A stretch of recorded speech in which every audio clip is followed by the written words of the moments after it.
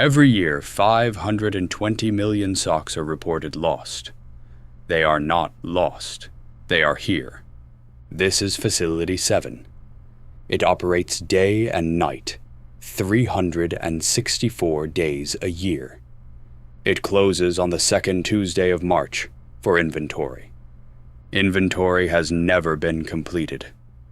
The journey of a lost sock begins in your home. Behind the drum of every domestic dryer, there is a gap. The gap is 4 millimeters wide. It is in every dryer. It has always been in every dryer. Manufacturers do not discuss the gap, and Facility 7 respects their discretion.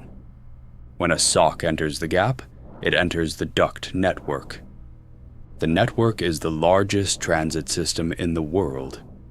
It does not appear on maps. A sock from a major city arrives in 2 to 3 days. Rural socks may travel for up to 11. The network has one destination. This is the intake bay. 400,000 socks arrive here every day.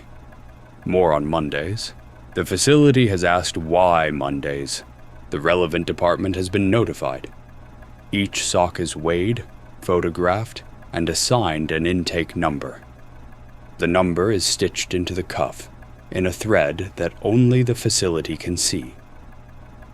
You are welcome to check your socks. You will not find it. That is the point. But intake is not the interesting part of this facility. The interesting part is the thing that arrived this morning. The thing that should not exist. We will get to that. First, decontamination. Every sock passes through a steam tunnel at exactly 91 degrees. 92 degrees damages wool. 90 degrees is, in the words of the operations manual, insufficient. The manual does not say insufficient for what. Next, the sorting floor. Socks are sorted by fiber, by size, and by degree of wear. They are not sorted by color. Color, the facility has found, is not a reliable property. Line 1 handles cotton. Line 2 handles wool. Line 3 handles blends. Line 4 handles athletic socks. Line 4 is currently behind schedule. Line 4 has been behind schedule since 2008. The facility has stopped asking. Many visitors ask whether they can get their socks back. They can. The claims office is open Monday through Friday 9 to noon. To file a claim, an owner must provide the date of loss, the fiber content, and a photograph of the surviving sock taken from above. Claims are processed in the order received. The current processing time is 9 years. Last year, the facility received 4 million claims. It approved 61. The facility considers this an acceptable figure. After 90 days unclaimed, a sock is transferred to the archive. The archive is the largest room in the facility. It is 11 stories deep. All 11 are below ground. The lights are kept at half power. Full power was tried once. Socks are shelved by year of arrival. The oldest sock in the archive arrived in 1954. It is a gray wool dress sock, size 10. Its partner is still in service. The facility monitors the situation. Employees do not linger in the archive. This is not a rule. It is a preference. Facility 7 is overseen by the Bureau of Domestic Losses. The Bureau inspects the facility twice a year. The inspector arrives unannounced on the same 2 days every year. Since the incident in 1991, employees may not wear their own socks onto the sorting floor. Facility socks are provided. They are white. They are always white. The incident is covered in the Employee Handbook, Appendix 12. Appendix 12 is not included in the Employee Handbook. And now, the morning in question. At 6:40 a.m., on the day of this recording, something arrived at intake. A matched pair.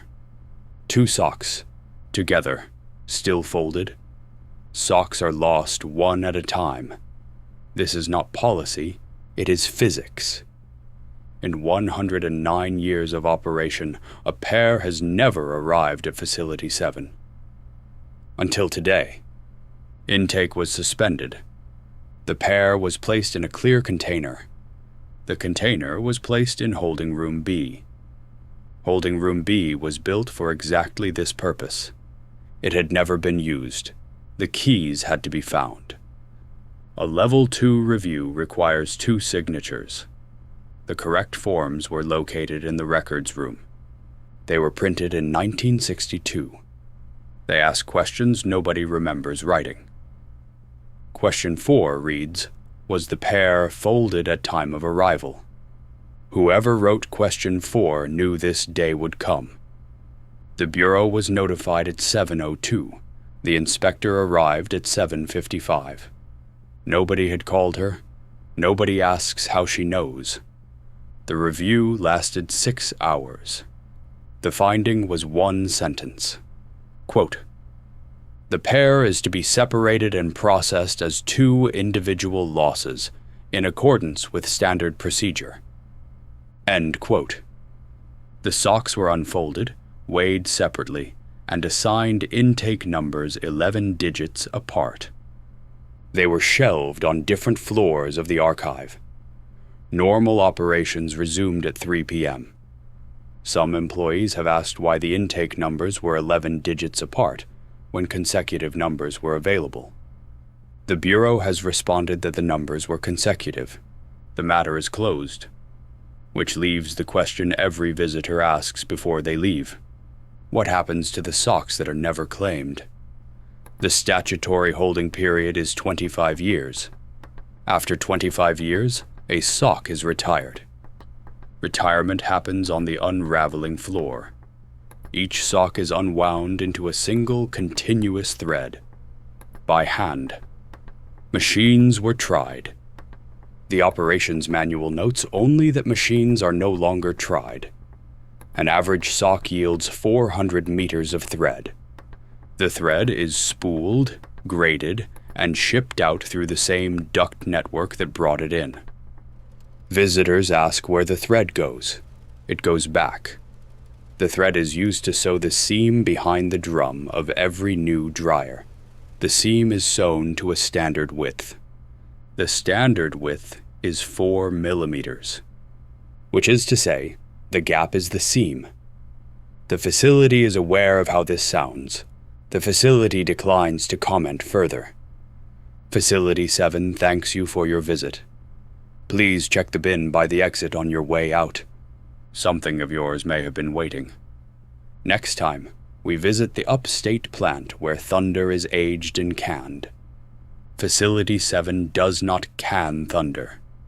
That is Facility 5. The 2 facilities do not speak.